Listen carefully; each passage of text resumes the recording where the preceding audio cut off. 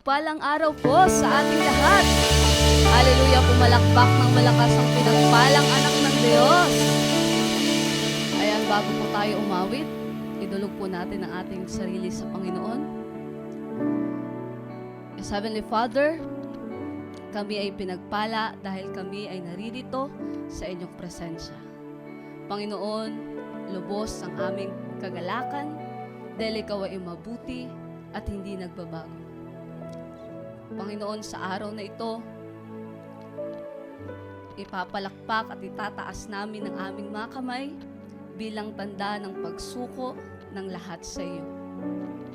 Ikaw lamang ang maluwalhati at maitaas sa araw na ito. In Jesus' name, Amen.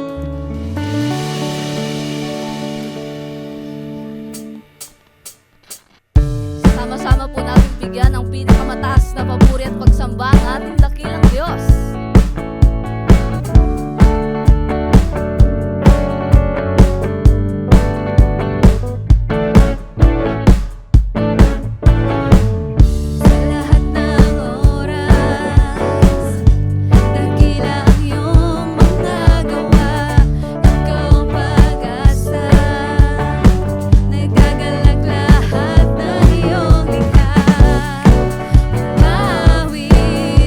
Puri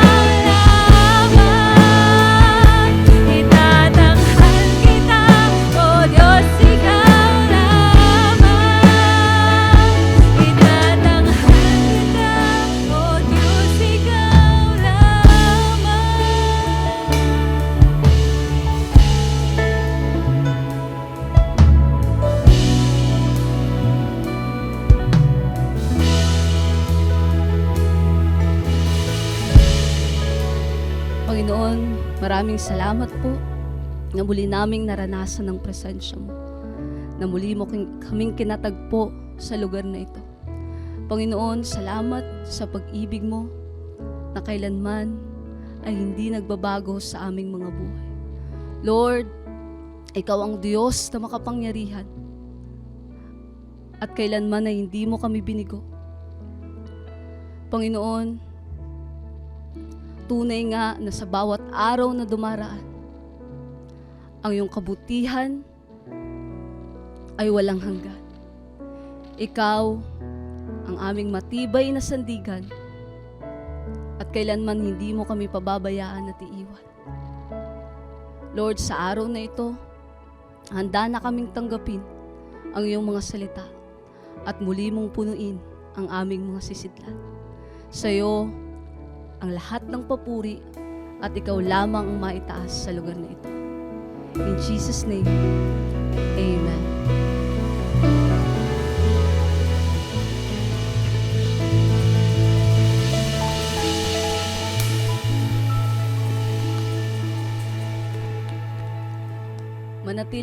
Manatili po tayong nakatayo at i-welcome po natin ang magdadala ng salita ng Diyos, ang ating man of God na si Pastor Prince Jules Jerez.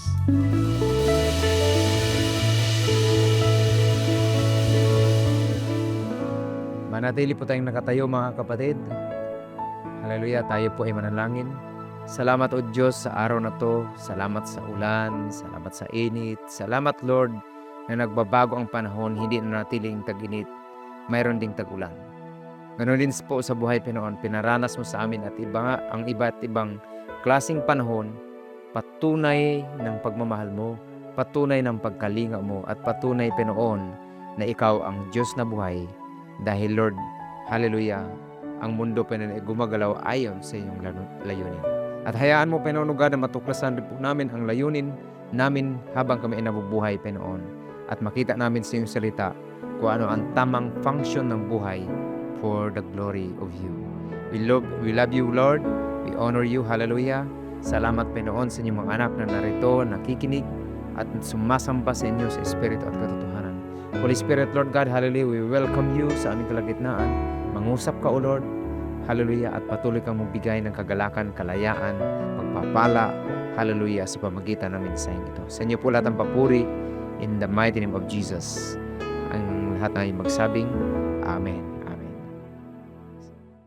Sige po, pwede na po tayong umupo mga kapatid.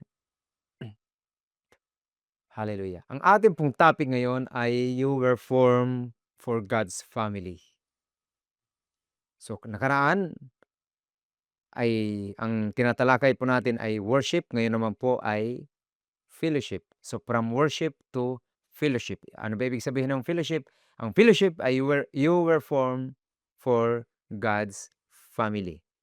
So, disenyo ng Diyos na hindi ka lang sasamba sa Kanya. Disenyo ng Diyos na maramdaman niya ang presensya niya sa pamagitan ng Kanyang pamilya. Amen? So, ang unang purpose ay ang pagsamba sa Diyos. Ang pangalawang purpose ng buhay ay design ka to fellowship. Ang una ay worship at ang pangalawang purpose ng buhay, bakit ka nilikha ng Diyos, ay fellowship. Amen? So, hindi lang tayo tinawag na sumamba kay Lord. Tayo rin ay dinadala niya sa relationship sa kanyang pamilya. So may pamilya po ang Diyos. Amen? So kailangan niyo pong malaman, hallelujah, at ating pong maranasan, amen, na ang Diyos ay mayroong pamilya. Amen? Ito po ang sabi niya sa Ephesians chapter 2 verse 19. Sabi niya, you are no longer strangers and foreigners. You are members of God's family. So you are called to belong, not just to believe. Hindi ka lang basta believers, hindi ka lang basta naniwala na may Diyos, kundi tinawag ka ng Diyos para mapabilong sa Kanyang itinatag na pamilya. Amen. Sabihin mo sa iyong katabi, ikaw ay kapamilya ko sa Panginoon. Amen? So, hindi ka lang niligtas ng Diyos, isinama ka sa pamilya ng Diyos. You are called to belong, not just to believe. Hmm? Marami po or may ilan na mga Kristiyano na hanggang paniniwala lang sila. Pero hindi nila ini-involve, hindi sila belong sa pamilya ng Diyos. Bakit hindi nakikiisa? Ina-isolate nila ang kanilang sarili. Kailangan kapatid, ang tunay na anak ng Diyos, ang tunay na isang Kristiyano ay mayroong pamilya, may spiritual family. Kung mayroon tayong natural na pamilya, natural family, mayroon din po tayong spiritual family. Hmm? At ang pagkakaiba, ang ating natural family ay temporal, pero ang ating spiritual family ay eternal. Amen. So kailangan po na tayo po ay magtulungan, magmahalan at hayaan natin na lakaran ang pangalawang purpose ng ating buhay. Ito ang fellowship. Kasi diyan po tayo tinawag ng Panginoon at naniwala ako sa fellowship mayroong hindi lang nagkakaroon ng bagong kakilala, hindi lang nagkakaroon ng bonding, kundi may healing, may deliverance, may breakthrough. Doon nagkakaroon, hallelujah, ng bagong dynamics ang buhay mo bilang Kristiyano. Tanggalin mo ang fellowship, hindi ka mag-grow as a person na kung saan tinawag ka ng Diyos na kanyang anak. Amen. So kailangan maging kabahagi ka sa ginagawa ng Diyos. Magiging involved ka sa pamilya ng Diyos. Marami pong mga church goer lang or church hopper. Parang naghahapping. Wala silang commitment sa fellowship sa body of Christ. Disconnected ang kanilang relationship sa local church. Wala silang kinikilala na spiritual family. Pero kapatid, design ng Diyos na ikaw ay hindi lang maniwala sa Kanya, kundi ikaw ay magiging kabahagi ng Kanyang pamilya. Last week, natutunan po natin that worship brings intimacy with God. Ino-honor natin si Lord at nakita natin ang kapangyarihan ng pagsamba. Nakita natin ang mga taong hindi sumamba, ano ang nangyari sa kanila, pero nakita natin ano ang blessings kapag sinasamba natin ang Diyos. Amen. Nagko-cultivate tayo ng intimacy with the Lord. Pero ngayon mga kapatid, I declare na maintindihan po natin na ang tunay na intimacy with God, ang tunay na worship ni Lord ay mauuwi ito o aabot ito sa pagmamahal sa body ni Kristo, sa katawan ni Kristo. Yun ang pamilya ng Diyos. Amen. At alam niyo po, ang body ni Christ, ang pamilya ng Diyos ay mahal ng Diyos. Kaya kailangan mahalin mo ang mahal ng Diyos, yung pamilya niya. 1 John chapter 4 verse 20, whoever claims to love God yet hates a brother or sister is a liar. Sinungaling ang mga taong nagsasabing nakiklaim na sila, mahal nila ang Diyos, nanampalataya sila sa Diyos, pero walang maayos na relasyon sa pamilya ng Diyos. Nagdududa, may pagdududa, kasinungalingan, hindi magtugma. Dahil ang tugma, ang taong worshiper, hallelujah, ay nag-i-involve din doon sa pamilya ng Diyos. Sama-sama silang nag-worship. Basahin natin sa Tagalog sa verse 20, ang nagsasabing iniibig ko ang Diyos, subalit na pupuot naman sa kanyang kapatid ay sinungaling. Kung ang kapatid na kanyang nakikita ay hindi niya magagawang ibigin, paano niya maiibig ang Diyos na hindi niya nakikita? So, ang sinasabi dito sa verse na to, na hindi mo nga makita ang Diyos, sabay-sabay mo mahal mo siya, yung kapwa mo nga nakikita mo, hindi mo kaya mahalin. Therefore, kapag minahal mo ang tao na nakikita, ito rin po ay mayroong direct relationship dun sa pagmamahal mo sa Diyos na kahit hindi mo siya nakikita. Amen. So, hindi pwede na I love God, pero galit ka o umiiwas ka sa anak ng Diyos. Amen po ba? Hindi pwede na I love God, mahal kita Panginoon, pero hiwalay ang iyong buhay sa itinatag na pamilya ng Diyos. Amen. Hindi pwede nating sabihin na mahal natin ang Diyos, pero iniiwasan mo ang pamilya ng Diyos. Kinakalaban mo ang pamilya ng Diyos o anak ng Diyos. Lalo na ayaw mong makipag-fellowship. Ayaw mong makipag-fellowship sa mga anak ng Diyos. Alam niyo po, isa sa palatandaan na ikaw talaga, ang isang tao na hindi legitimate na anak ng Diyos, ay wala siyang kaamor-amor, wala siyang test, wala siyang desire na makipag-fellowship sa kapwa anak ng Diyos. Amen. Amen. So, once na na-restore ang ating worship kay Lord dahil naibalik ito sa pamagitan ni Kristo, nauuwi ito, dumadaloy ang love doon sa anak ng Panginoon. Amen?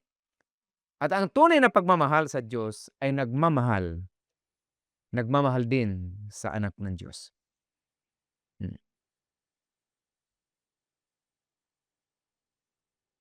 Tingnan mo yung katabi mo. Mahal ka ba niyan?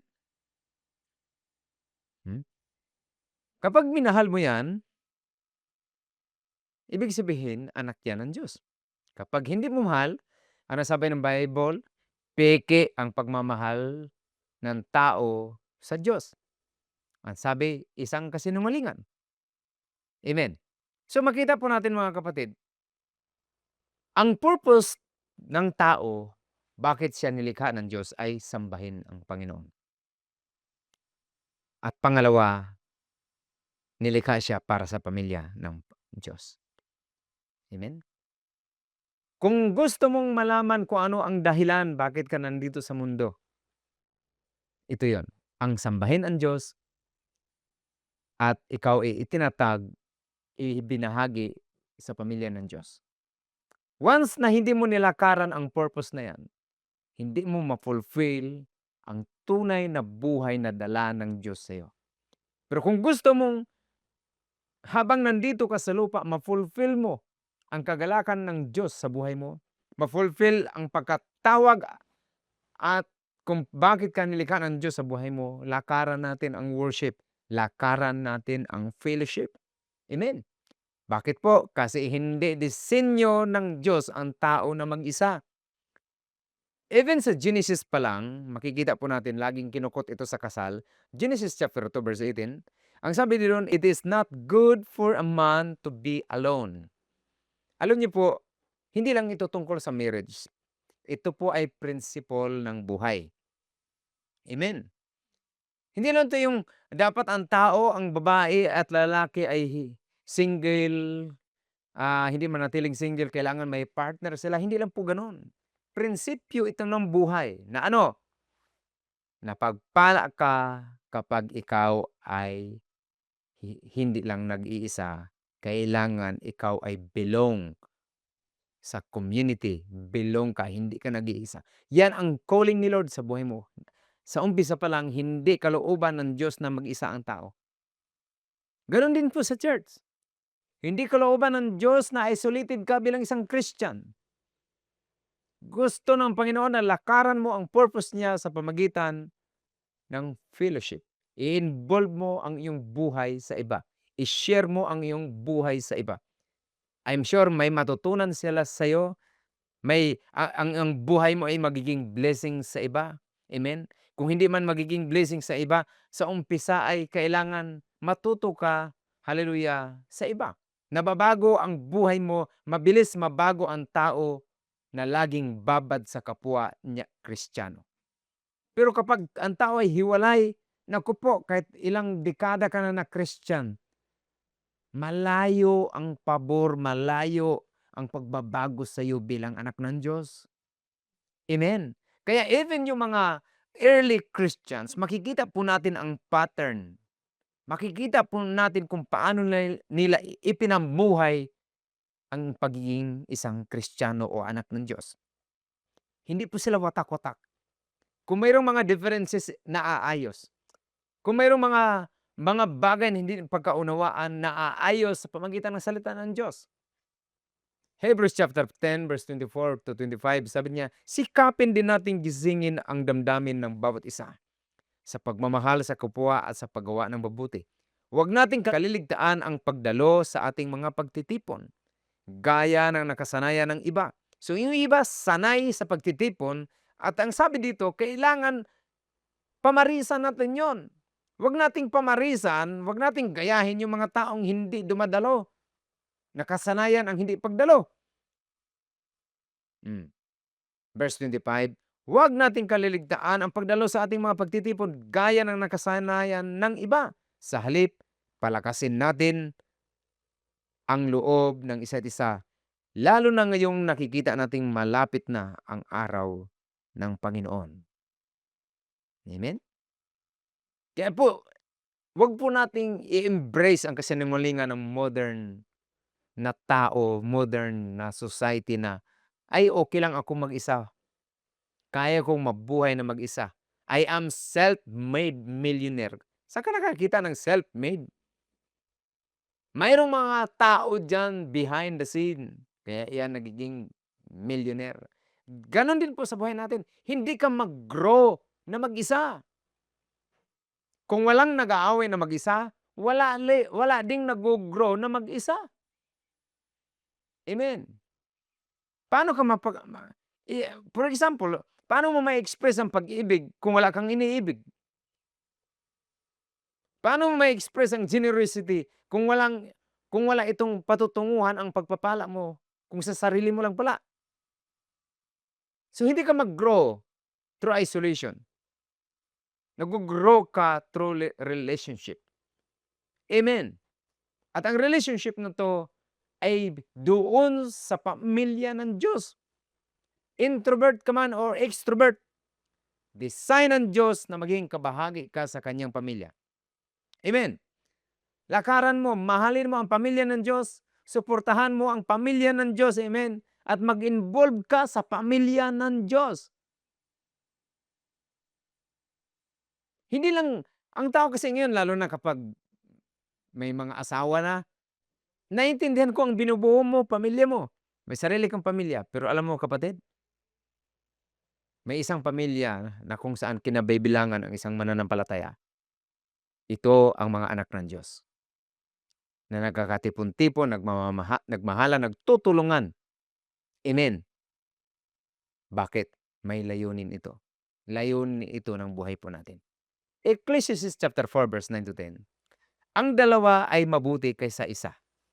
So nakita po natin, mas maganda talaga ang dalawa kaysa sa isa. Mas marami ang bunga ng anumang gagawin nila. Kapag nabuwal ang isa, maitayo siya ng kanyang kasama. Kaya sabi niya, kawawa ang nag-iisa sapagkat walang tutulong sa kanya kapag siya ay nabuwal. Hindi mo kasi garantisado na tayo ay lagi nakatayo, lagi tayong malakas, lagi tayong kumbaga okay sa lahat ng panahon. May mga pagkakataon na hindi po natin kaya. Kaya kailangan mga kapatid, sundin po natin ang Biblia. Ay, yung mga mayabang talagang panindigan nila yan. Hindi, kaya ko mag-isa, patunayan ko. Kaya yung iba, umalis sa church, umalis sa fellowship, patunayan, hindi, na mali kayo, tama ako. Pero darating ang araw, kailangan mo ang pamilya ng Diyos. Amen. Kailangan mo ang pamilya ng Diyos. Maniwala ka man sa hindi, darating ang araw, kakailanganin mo ang pamilya ng Diyos. Amen. Hallelujah. Now, naintindihan ko bakit yung iba ay umiiwas sa fellowship. Kasi pagdating sa fellowship, pagdating sa relationship, alam naman natin, challenging yan. Bakit? Iba-iba ang personality, iba-iba ang pagkatao, iba-iba ang expression kung paano isagawa ang buhay, hindi maiwasan magkaroon ng conflict. Mayroon at mayroon talagang conflict. Mayroon at mayroon talagang friction. Pero kapatid, lahat ng klaseng relationship, may friction talaga yan. Amen. Mapapunta ka sa school, may relationship doon, kapwa mo estudyante. Along the way, may conflict yan. Mapapunta ka sa work, may conflict yan. Kahit saan ka pumunta ng mga klaseng grupo, may conflict yan. Sooner or later. Maging sa simbahan, maging sa anak ng Diyos, may conflict yan. Pero kapatid, diyan tayo hinahasa sa friction na yan. Amen?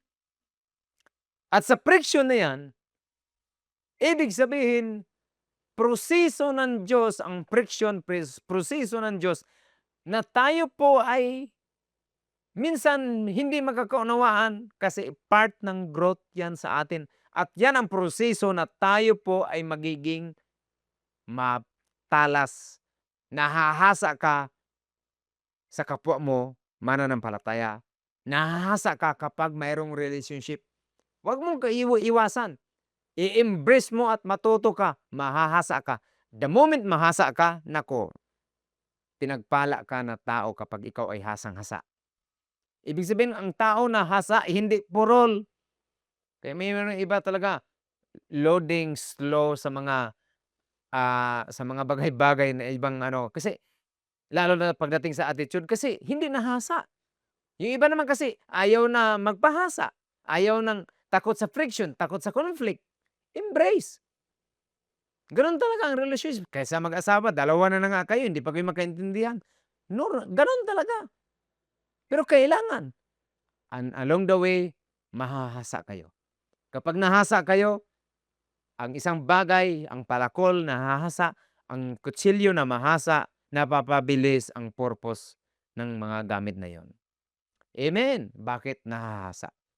Proverbs chapter 27 verse 17, as iron sharpens iron, so one person sharpens another. Bakit may friction? Bakit may misunderstanding? Kasi doon tayo nahahasa. Amen. Ang growth ay hindi nangyayari sa prayer room lang. Well, mayroong nag-grow kapag ikaw ay nagpe-pray. Pero alam niyo po ba, ang growth ay nangyayari sa relationship. Amen. Kaya nga, hindi ka lang basta niligtas ng Diyos, kundi inilagay ka sa pamilya ng Diyos na mga imperfect na tao pero ginawang perfect sa biyaya ng Diyos. Amen. Tayo ay nahasa.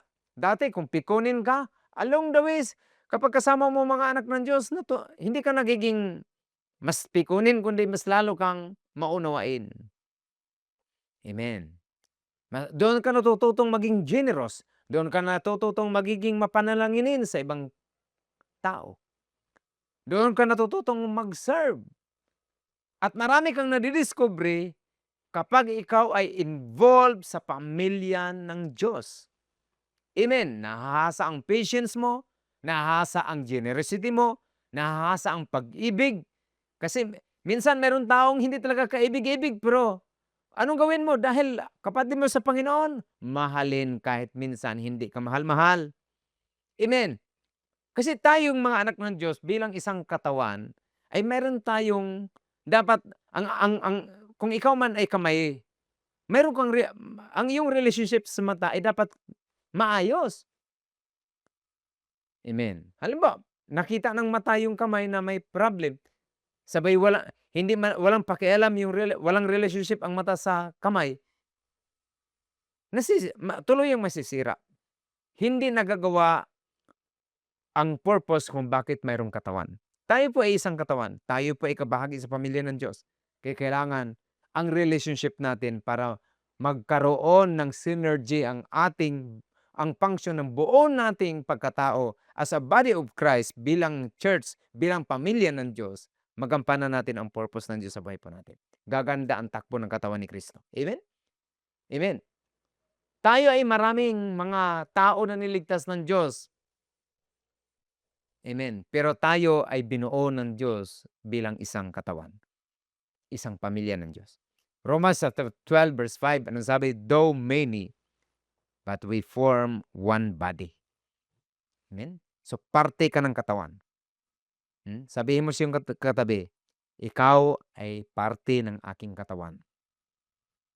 Kapag hiwalay ang ulo sa katawan, ay naku, hindi maganda. Tingnan, nakakita na ba kayo? Wala naman siguro nakakita pa ng manananggal, ano? Pero imaginein mo ang tao na hiwalay sa katawan. Ikaw ay hiwalay sa ulo. Aba, nakakatakot yun, manananggal ka. Amen. Kaya nakakatakot talaga ang hitsura ng isang anak ng Diyos na hindi nag-i-involve, walang pakialam sa local church, walang pakialam sa pamilya ng Diyos. Ay sa natural na pamilya nga, galit na galit ka doon sa mga tao na hindi man lang nagko-contribute sa pagpapaganda ng pamilya, ganoon din po sa spiritual life. Amen. Kaya bilang anak ng Diyos, kailangan mo malaman mo 'to. Bata ka man, matanda ka man, dito sa church kailangan involved ka. Kailangan, amen, ikaw ay may pagpapasya na committed ka bilang katawan ng ating Panginoon, kabahagi ka ba sa katawan ng Panginoon. Ikaw ay nasa pamilya ng Diyos at yan ang purpose mo sa buhay. Alisin mo ang purpose na yan sa buhay mo, maaring hindi ka tunay na anak ng Diyos or hindi ka magiging fulfilled na anak ng Diyos. Sino dito gusto mo maging fulfilled ng anak ng Diyos? Kailangan mag-involve ka. Amen? Ipakita mo ang pagmamahal. Ipakita mo ang support. Amen? Nagtutulungan, nagdadamayan. Dito po sa simbahan ay hindi lang po tayo basta nananalangin sa isa't isa. Pinopromote ko po talaga na kahit sa finances nagtutulungan tayo. Yung may mga pangarap, kailangan tulungan natin na maabot ang pangarap nila. Bakit? Hindi lang tayo basta nagsasabing mahal kita, kundi pinapakita natin ang pagmamahal na yan sa pamagitan ng pagtulong na maabot ang gusto nilang maabot sa buhay. Amen. Glory to God. Alam niyo po, kapag ang mga tao ay nagkakaisa, yan po ang pinagpapala ng Holy Spirit. Alam niyo po, maging si Jesus po, matindi ang kanyang misyon, tayo ay iligtas. Diyos yan. Pero alam niyo ba, sa kabila ng kanyang pagiging Diyos, nung siya ay nagkatawang tao, pinili niya na mayroong pamilya sa pamagitan ni Joseph at saka ni Mary. Amen? So hindi po binaypass ni Jesus Christ ang pamilya. Hindi binaypass ni Jesus Christ ang fellowship. Amen? Kaya anong siya po ay unti-unting humiwalay doon sa kanyang sa kila Joseph at sa kay Mary, nung magkaroon na ng climax ng kanyang ministry ay nagbumuo pa siya ng mga kasama. Bumuo siya ng 12 disciples. Ano ibig sabihin nun? Hindi ang kilos ni Jesus Christ ay hindi yung kaya ko na ito mag-isa. No, kailangan niya ng tao. Even ngayon kumikilos si Lord sa pamagitan ng tao. Hindi humihinto ang purpose ni Lord na gagamitin ng Panginoon ang tao para ma-bless ang kapwa-tao. Amen. Kung si Jesus Christ may pamilya, kung si Jesus Christ may disciple, at sa kailang pagdi-disciple may fellowship, minsan hindi siya maintindihan ni Pedro. No? Along the way sa kanyang mga disciples, maraming mga alignment, maraming corrections, pero nanatili, amen, bilang pamilya, ipinakita ni Jesus Christ na tayo ay isang body. Kung mahal mo ang head, kailangan wag mong i-reject ang katawan ng ating Panginoon. Kaya po sa Book of Acts, makita po natin ang mga mananampalataya. Na ang sabi doon sa Hebrews, kanina nating binasa sa chapter 10, na sabi niya, wag nating kaligtaan ang pagtitipon. May blessing sa pagtitipon. Acts chapter 2 verse 42, ito rin ang sabi, they devoted themselves, sino yan? Mga believers, saan? To fellowship. Pansinin natin yung word na fellowship at yung word na devoted. Hindi po yan seasonal na commitment. Sila po ay committed with one another. Amen. At ito ang gusto kong sabihin, kung gusto mong lumalim ang relationship mo kay Lord, dapat din lumalim ang relationship mo sa kapwa mo mananampalataya, sa katawan ng ating Panginoon, doon sa pamilya ng Diyos. Amen. Alam niyo po, nung ako po ay bagong Kristiyano, isa sa napansin ko sa aking sarili, masaya ako na makasama ang mga mananampalataya. Dati, masaya ako sa barkada. Masaya ako doon sa sabungan. Masaya ako doon sa mga rakrakan. Kasi mga rock pa noon eh. Pero nung na-born again po ako, naging Kristiyano po ako, nagbago po aking desire. Masaya ako sa fellowship. Amen.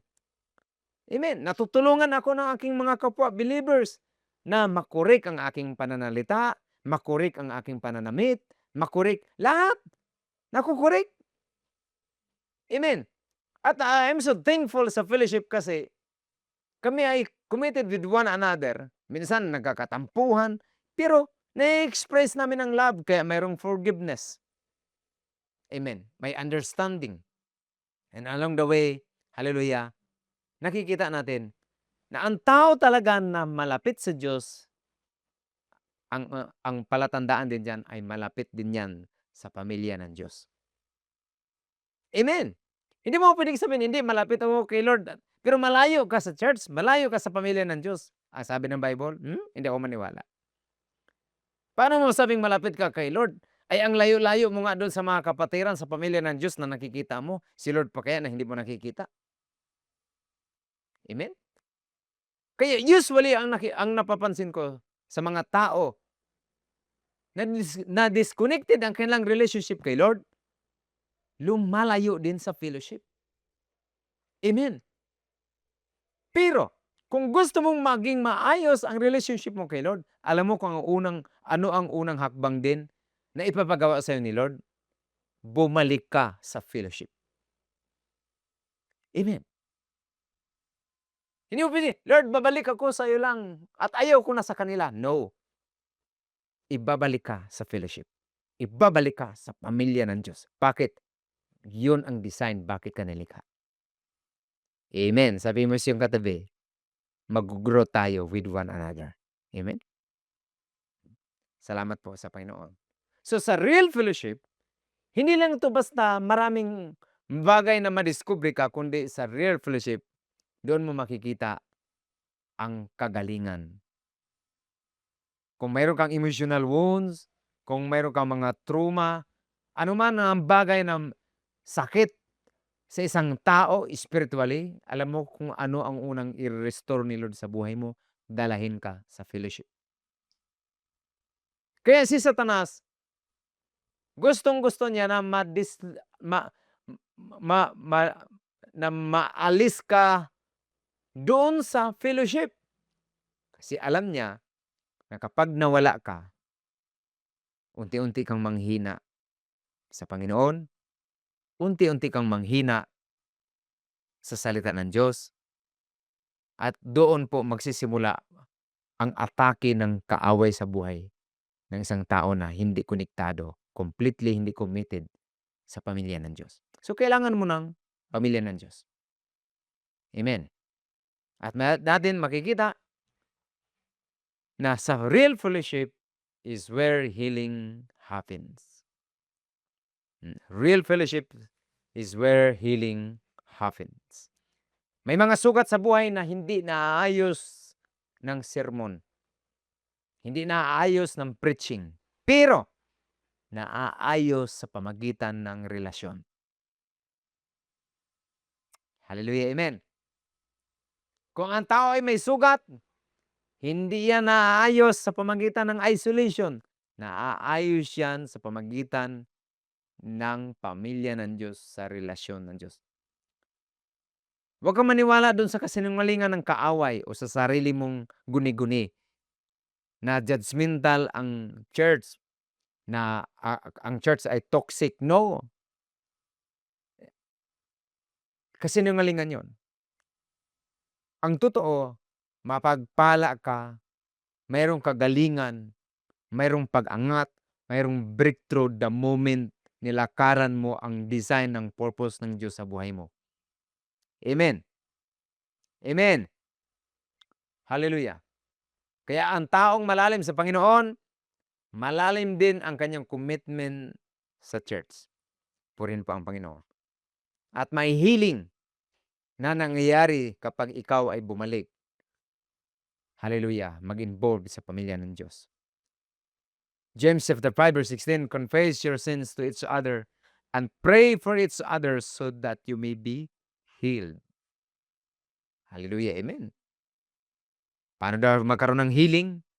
Confess your sins to each other and pray for each other. So may mga healing na kailangan lang ay magkipag-fellowship ka. Amen. Glory to God. Dapat masaya ka sa pamilya ng Diyos. Hindi kayong Kristiyano ka na pero masaya ka pa rin sa barkada na nasa mundo. Hindi magtugma. Amen. Dapat nagbabago ang iyong panlasa. Nagbabago ang iyong desire. Dati, ako yung isa sa mga nagpe-persecute sa simbahan. Pero nung na-born again ako na yung nag-promote para mag-advance ang gawain ng Diyos sa simbahan. Dapat ganun ka din. Sabi mo siyang katabi, dapat sabay-sabay tayo na mag-involve sa gawain ng Panginoon. Amen. May isang agenda. Ano ang agenda? I-promote ang fellowship. Mahalin ang pamilya ng Diyos. Hallelujah. Amen. Unahin mo ang Diyos. Unahin mo ang pamilya ng Diyos. At naniwala ako, yung pamilya mo dito sa lupa, maayos yan. Amen. Unahin mo ang pamilya ng Diyos. Galatians chapter 6 verse 2. Carry each other's burdens, and in this way you will fulfill the law of Christ. Each one should test their own actions. Then they can take pride in themselves alone without comparing themselves to someone else. And verse 5, ito ang sabi niya, for each one should carry their own load. Makita po natin doon sa verse 2. Ang sabi niya dito, carry each other's burdens. Amen? Alam mo yung burden at saka yung own load, magkaiba yan. Ang burden, ang pagkakaiba niyan sa burden at saka sa load, yung own load, alam mo, ang mga tao, mayroon talagang dadalaman na mga daladalang mga challenges sa buhay, mga pagsubok o kung ano man. Ang tawag doon, own load. Ibig sabihin, kaya mo yon. Pero may mga bagay na hindi mo kaya, ang tawag doon, burden. At sa burden na yon, huwag mong dalahin mag-isa. Kailangan, 2 kayo, 5 kayo, 10 kayo, 50 kayo. Alam niyo po, yun ang burden. Pero kapag isolated ka na Christian, nag-iisa ka lang na Kristiyano, may dala-dala ka ng load, ay may burden ka pa. For example ng load, okay, may dala-dala kang laptop, kaya mo yun. Pero kung malaking misa, hindi mo kaya yun. Kailangan mo ng kasama. Kaya nga sabi niya dito, basahin natin ulit sa verse 2, carry each other's burden. And in this way, you will fulfill the law of Christ. Amen. Ibig sabihin, kapag may burden ka, magpatulong ka sa iba. At kapag may burden naman ng iba, tulungan mo rin. Amen. And sa verse 5, sabi niya, for each one should carry their own load. May mga bagay na kaya nating pasanin, pero may mga bagay na hindi. At doon po papasok ang pamilya ng Diyos. Amen. Hallelujah. Amen. Amen. Kaya kapatid, ginagamit ng Diyos ang tao para mapagaling ang tao. At ginagamit din ng Diyos ang tao na anak ng Diyos para mapagpala ang tao na anak ng Diyos. Amen. Kaya kailangan magiging submissive tayo sa salita ng Diyos. Ang fellowship ay hindi yan burden. Ang fellowship ay hindi yan toxic. Ang fellowship ay sineset up ka ng Panginoon na ikaw ay magiging pagpapala at magka-receive ng pagpapala sa iba. Amen. Huwag kang magiging selfish. Kapag may problema ka, tutulungan ka. At kapag may problema naman iba, may pasan ng mga burden, tulungan mo rin. Amen. Kaya ka nag-isolate, yung may iba nag-isolate, hiniwalay ang kailang sarili sa pamilya ng Diyos kasi makasarili. Ayaw tulungan, pride. Lumalabas, mayabang ka. At hindi ka naman marunong tumulong doon sa mga may pinapasan-pasan. So hindi mo na-fulfill ang batas ng Panginoon na tayo ay mag-ibigan. So nakita po natin kung ano ang hitsura ng isang tao na hindi involved sa pamilya ng Diyos.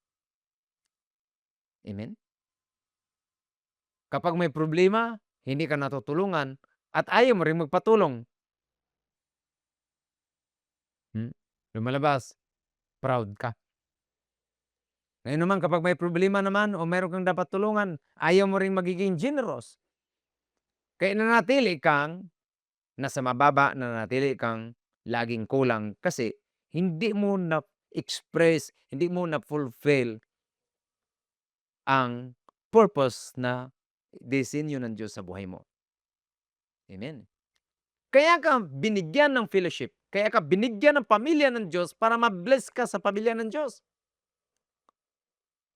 Amen po ba? Para mapagpala ka sa pamilya ng Diyos.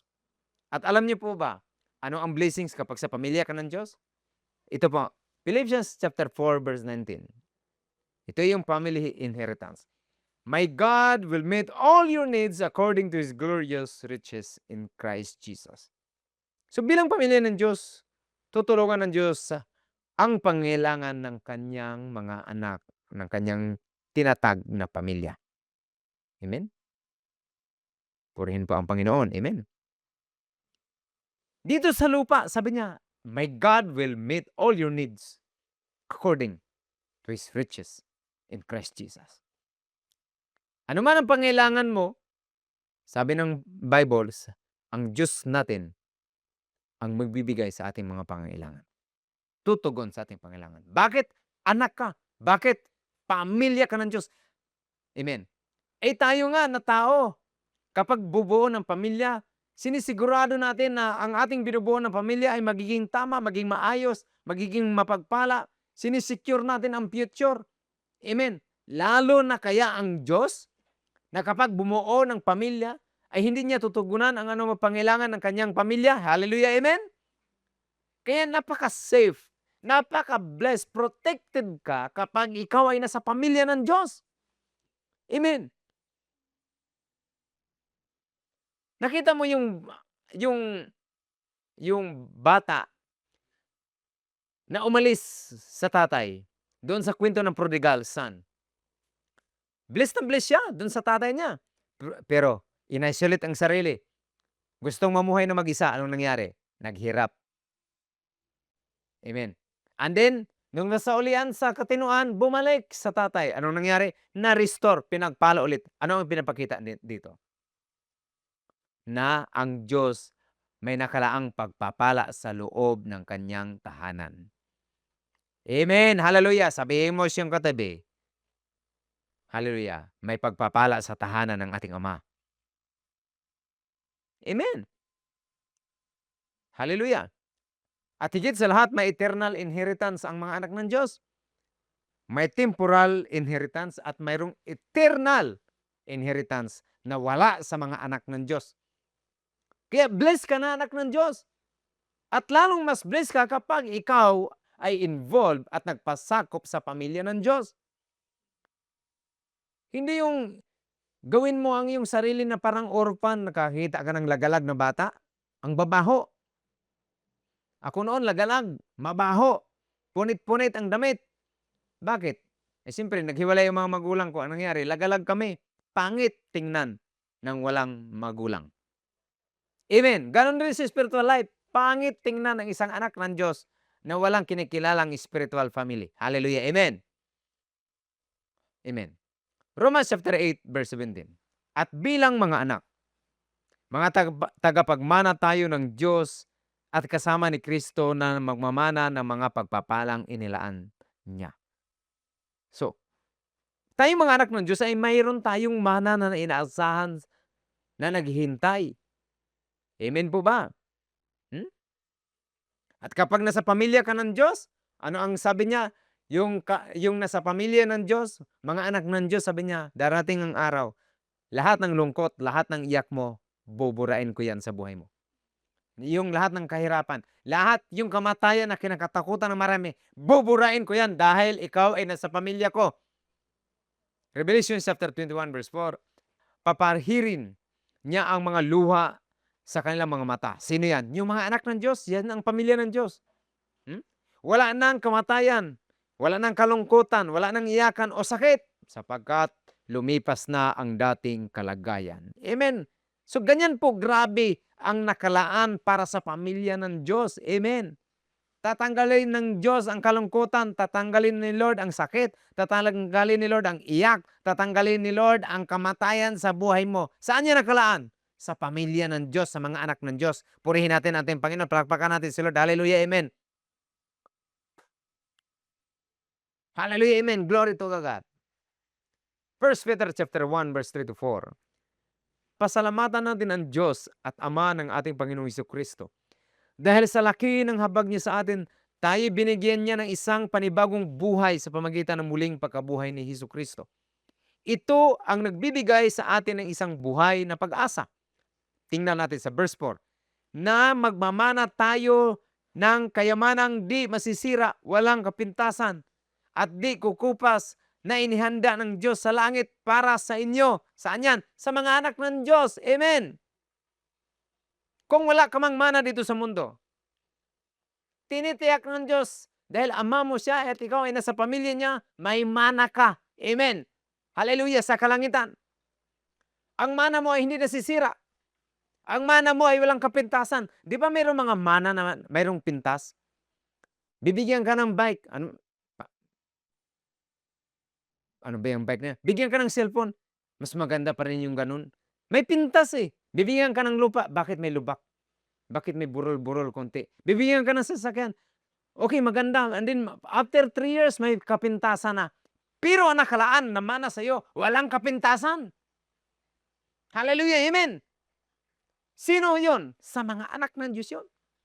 Ibig sabihin, perfect na klaseng regalo, perfect na klaseng mana ang naghihintay sa'yo. Bakit? Nasa loob ka ng pamilya ng Diyos. Hallelujah, amen. At ang perfection niyo ay walang kupas. Basahin natin ulit. Verse 4. Na magmamana tayo ng kayamanang di masisira, walang kapintasan, at di kukupas na inihanda ng Diyos sa langit para sa inyo. Hallelujah, mga anak ng Diyos. Palakpakan natin ang ating Diyos. Hallelujah. Purihin ang Panginoon. Amen. Glory to God. Amen. Hallelujah. Glory to God. Kaya mga kapatid, napakagandang pangako ng Diyos sa kanyang pamilya. Hindi lang tayo iniligtas para makatakas sa impyerno. Iniligtas tayo para sa isang tahanan, hallelujah, na pangako ng Diyos, hallelujah, dadalhin tayo sa buhay na walang hanggan. Perfect na place, perfect body, perfect relationship, perfect place, hallelujah, amen, na hindi matagpuan sa mundong ito, amen? Saan yun? Nakalaan yun sa pamilya ng Diyos. Kaya nga, kapag ikaw ay isang Kristiyano at binigyan ka ng pamilya ng Panginoon, embrace that family, support that family, amen? Involved in that family. Mag-grow ka sa pamilya na yan. Purihin po ang Panginoon, amen? Kung mayroon ka mang nakaranas ka man ng abandonment, nakaranas ka ng betrayal, nakaranas ka ng loneliness, nakaranas ka naman ka man ng rejection sa buhay na ito, dahil sa relationship mo, may isang pamilya na kayang mag-heal doon. Ito ang pamilya ng Diyos. Na hindi ka itataboy, hindi ka iiwan, amen, kundi i-embrace ka kung sino ka hanggang ikaw ay mapalaya at mapagpala. Ito po ang pamilya ng ating Panginoon. Amen. Glory to God. So, mga kapatid, tayo po ay tinawag ng Diyos to worship the Lord, to worship with God, and pangalawa, to fellowship with His family. Unawain natin mabuti, ang Christian life ay hindi solo journey. Hindi ito me and God only. Ang Christian life ay inilagay ka sa pamilya ng Panginoon. Amen. Palakpakan natin ang Panginoon. Hallelujah. Amen. Sige, mas malakas sa palakpak. Horiin ang Panginoon. Amen. Hallelujah. Naniwala ako, kapatid. Amen. Bumalik ka sa fellowship. Kung ikaw man ay nasa fellowship, mas lalo mo pang mahalin ang fellowship. Amen. Kaya tayo po ngayon ay naniwala ako sa grasya ng Panginoon. Mayroon tayong project sa ating church building. Amen. Magtulungan po tayong manalangin. At I declare na pagpalain ka ng Panginoon. Amen. Gagamitin ka ng Panginoon. Hallelujah. To fulfill na ang mga anak ng Diyos mayroong isang maayos na place na doon tayo mag-fellowship with one another, doon tayo mag-grow with one another, doon tayo, hallelujah, doon ma-fulfill ang purpose ni Lord sa buhay po natin. Amen? Glory to God. Purihin po ang Panginoon. Hallelujah. Alam niyo po, sa fellowship, diyan po napapractice ang love, diyan napapractice ang understanding, diyan napapractice ang forgiveness. Amen? Alam ko na meron kang hinihintay na panalangin kay Lord. Meron kang panalangin kay Lord, meron kang ine-expect na himala kay Lord, meron kang ine-expect na pagpapala kay Lord, meron kang panalangin na gustong sagutin ni Lord. Amen? Pero alam niyo po ba, na meron ding panalangin si Jesus sa Ama na ikaw ang tutugon nun? Amen? Minsan kasi tayo lang yung nanalangin na, Lord, pagbigyan mo naman ako, kailangan ko to. Ipasa mo ako sa ganito, i-promote mo. Lord, bigyan mo ako ng guidance, bigyan mo ng wisdom, bigyan mo ako ng victory. Pagalingin mo ako, Panginoon. At sa grasya ng Panginoon, tayo naman po ay sinasagot ng ating Panginoon. Pero gusto ko po kayong i-invite sa prayer ni Jesus Christ na ang prayer na to, ikaw ang tutugon nito. Sinong gusto na ikaw ang tutugon? Amen? Alam mo niyo po, amen? Panalangin ng ating Panginoon ay ang kanyang mga anak ay magkaisa, ang kanyang mga anak ay magtutulungan, ang kanyang mga anak ay magmamahalan, hindi magkawatak-watak. Amen? Ang pamilya ng Diyos gusto niya buo. Gusto niya malalim ang fellowship sa bawat isa. May unity, may love. Amen? At yun ang prayer ng Panginoon. Once na sinagot mo ang prayer ng Panginoon, naniwala ako, hallelujah, mayroon din siyang gagawin sa buhay mo. John chapter 17 verse 20-21, ito ang sabi ni Jesus Christ, I pray also for those who will believe in me through their message, that all of them may be one. Amen? So, ang prayer ni Jesus sa Ama, na tayo na mga anak ng Diyos sa pamilya ng Panginoon ay magkaisa. Purihin po ang Panginoon. Glory to God. Hallelujah. Sino dito ang tutugon sa prayer ni Jesus? Amen? Ano ang mangyari kapag ikaw ay tumugon sa prayer ni Jesus? Sa verse 21, sabi niya, once na sila ay nagkaisa, sabi niya, that all of them may be one, Father, just as you are in me and I am in you, so that the world may believe that you have sent me. Hallelujah, amen. So ang ating pagkakaisa pala, ang ating tugon na tayo magmahalan, involved tayo with one another, involved tayo sa fellowship, sa pamilya ng Diyos, hindi watak-watak. Tinutulungan natin ang misyon ng Panginoon na paniwalaan siya na siya ay pinadala ng Ama. Hallelujah, amen. Bakit? Nakikita sa kanyang mga anak na nagkakaisa. Nakikita sa kanyang mga anak na nagtutulungan. Nakikita sa kanyang mga anak, hallelujah, na nagmamahalan, amen. At I declare na ito ang panahon, amen, na ikaw naman ang sasagot sa prayer ni Jesus. Amen. Na anong purpose? Makita ng mundo na si Jesus ay totoo na ipinadala ng Ama. Bakit? Nakita sa buhay mo. Amen? Kumusta ang buhay mo, kapatid? I declare sa buhay mo na mas lalo mong mahalin ang pamilya ng Diyos. Amen? Mag-involve ka sa ginagawa sa pamilya ng Diyos. Huwag kang tamad. Sabihin mo siyang katabi, huwag kang patamad-tamad. Huwag kang patingin-tingin lang. Amen? Hallelujah. Dapat ang anak ng Diyos masipag. Amen? Amen. Suportahan mo ang binuo na pamilya ng Diyos. Bakit? Diyos mismo ang bumuo nito. At kapag Diyos ang bumuo, hallelujah, susuportahan mo ang binuo ng Panginoon, hindi ikaw yung sanhi ng pagkawatak-watak, ng vision at pagbagal ng pag-usad. Dapat lahat tayo nagtutulungan para mas mabilis. Amen. Ang ipinapagawa ng Diyos sa buhay natin. Amen. At makita na sa ating pagkakaisa, totoo si Jesus. Hallelujah. na ipinadala ng Ama dito sa lupa. Amen? Glory to God. I declare sa buhay mo, in the mighty name of Jesus, it's time na ikaw naman ang sasagot sa prayer ni Jesus na magresulta ng unity sa kanyang pamilya. Amen? Hallelujah. Tayo po ay manalangin. Salamat o Diyos sa biyaya mo, sa pagmamahal mo. Narito po kami, Panginoon, o God. Hallelujah. Na mga anak mo, Panginoon. Na bukas ang aming isipan, ang aming puso. Salamat, Lord, sa iyong salita. Na pinakita mo, Panginoon, na may layunin ka sa aming buhay, na kami po, Panginoon, ay hindi design na mag-isa, kundi design, Panginoon, sa relationship. Design sa community. Design sa pamilya mo, Panginoon God. Tulungan mo po, Panginoon, ang iyong mga anak. Bawat isa sa amin, Panginoon God. Na sa panahong ito, Panginoon, tutuparin namin, Lord, kung ano ang panalangin mo noon pa, bago ka ipako sa cross, ay tutuparin namin ito sa pamagitan ng aming pag-involve sa isa't isa. Hindi po namin ikaya ang aming kapwa believers. Hindi namin iwasan. Hindi namin i-isolate aming sarili, Lord, kundi kami ay promotor, hallelujah, ng pagkakaisa sa inyong pamilya, Panginoon Diyos. Salamat, Panginoon God, hallelujah. I declare sa inyong mga anak na maranasan nila ang pagpapala ng isang pamilya ng Diyos.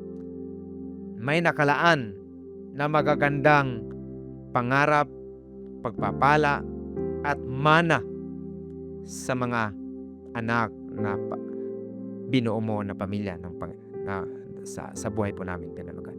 Salamat po, O Diyos, dahil Lord, naintindihan po namin, naunawaan po namin, hallelujah, ang purpose mo sa aming buhay. Create mo kami to worship at create mo kami, Panginoon, to fellowship, Panginoon God. Salamat sa spiritual family na one day, Panginoon God, buo, magkakasama-sama kami sa mga Kristiyano, Panginoon, na noon pa hanggang ngayon, O Lord. At naniwala ako, Panginoon, hallelujah, ang spiritual family na to, Panginoon, O God, hallelujah, excited na maging buo at makilala mo, Panginoon. Lord God, magkakilala, Panginoon, ang bawat isa. At patuloy maranasan ang pagpapala, Panginoon. Hallelujah, sa aming buhay. I-bless mo aking mga kapatid na patuloy silang maging matatag sa kanilang pananampalataya. At sa katatagan na to, Panginoon, makuha po namin ito, Panginoon, sa aming fellowship.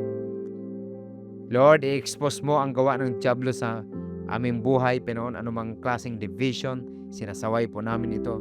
Anumang klase, Panginoon, na isolation spirit, O God, Lord, hallelujah, na maalis sa simbahan, Panginoon, O God, upang ang iyong mga anak ma-fulfill ang purpose mo sa kanilang mga buhay, Panginoon. Dahil naniwala ako, Panginoon, O God, hallelujah, amen, na ikaw na nagtatag ng pamilyang ito at willing ka, Panginoon, na kalingain ang pamilya mo, Panginoon, O God, na itinatag mo. At naniwala ako, Panginoon, tiyak na pagpalain mo, Panginoon, ang iyong pamilya.